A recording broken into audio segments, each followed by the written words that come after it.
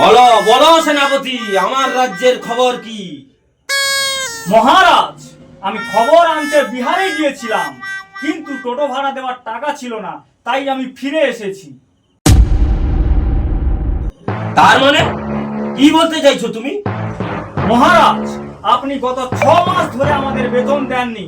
আমরা বেতন না পেলে কাজ করব কি করে? আমি এত কিছু শুনতে চাই না, আমার এক্ষুনি বাংলা, বিহার, উড়িষ্যার খবর চাই।